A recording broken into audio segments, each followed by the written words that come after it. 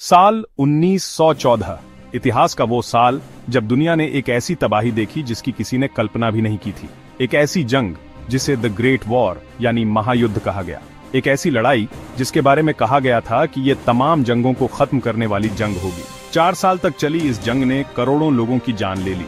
बड़े बड़े साम्राज्य मिट्टी में मिल गए और दुनिया का नक्शा हमेशा के लिए बदल गया।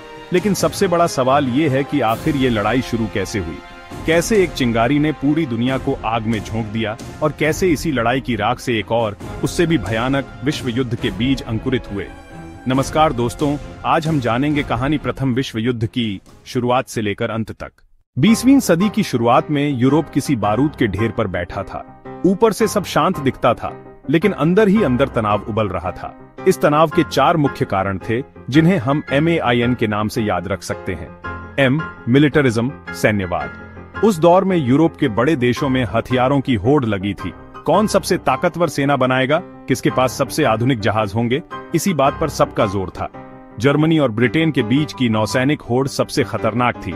हर देश अपनी सैन्य ताकत का प्रदर्शन कर रहा था। अलायंसेस, गुटबाजी।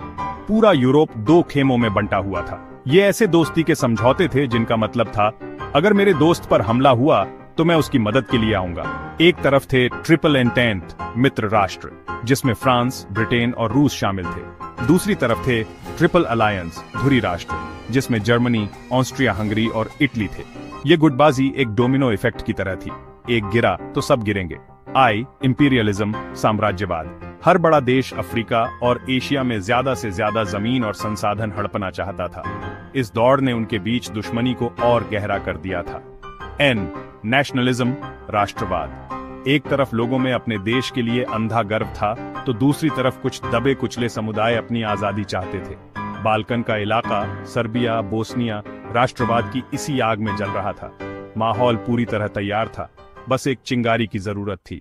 और वो चिंगारी भड़की 28 जून 1914 को। ऑस्ट्रिया हंगरी साम्राज्य के राजकुमार आर्चड्यूक फ्रांस फर्डिनेंड अपनी पत्नी के साथ बोस्निया के साराजेवो शहर के दौरे पर थे।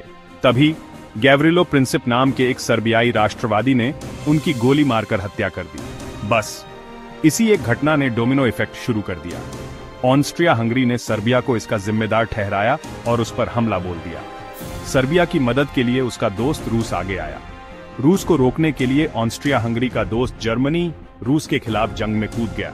जर्मनी ने फ्रांस पर भी हमला कर दिया, और जब जर्मनी ने बेल्जियम के रास्ते फ्रांस पर अटैक किया तो बेल्जियम और फ्रांस की रक्षा के लिए ब्रिटेन भी जंग में शामिल हो गया।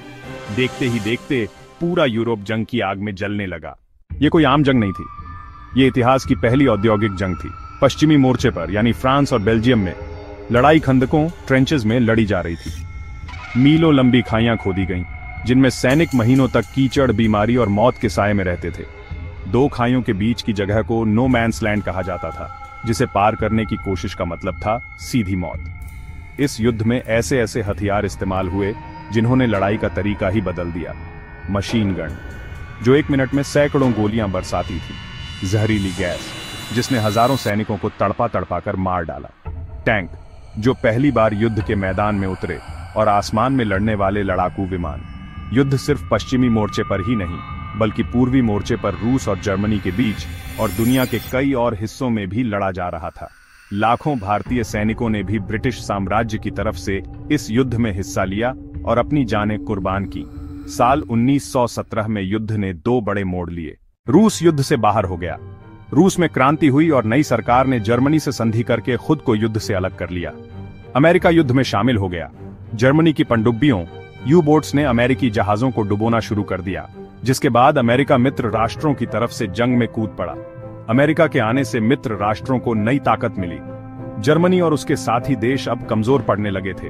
आखिरकार 4 साल की भयानक तबाही के बाद 11 नवंबर 1918 को सुबह 11 बजे जर्मनी ने हार मान ली और युद्ध विराम पर हस्ताक्षर कर दिए। प्रथम विश्व युद्ध समाप्त हो गया था। युद्ध तो खत्म हो गया, लेकिन अब सवाल था कि भविष्य में ऐसी तबाही दोबारा न हो, इसके लिए क्या किया जाए।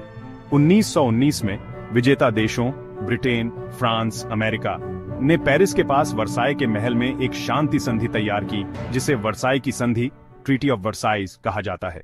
लेकिन यह शांति संधि नहीं, बल्कि जर्मनी के लिए एक अपमान का दस्तावेज साबित हुई। इस संधि की शर्तें बहुत कठोर थीं।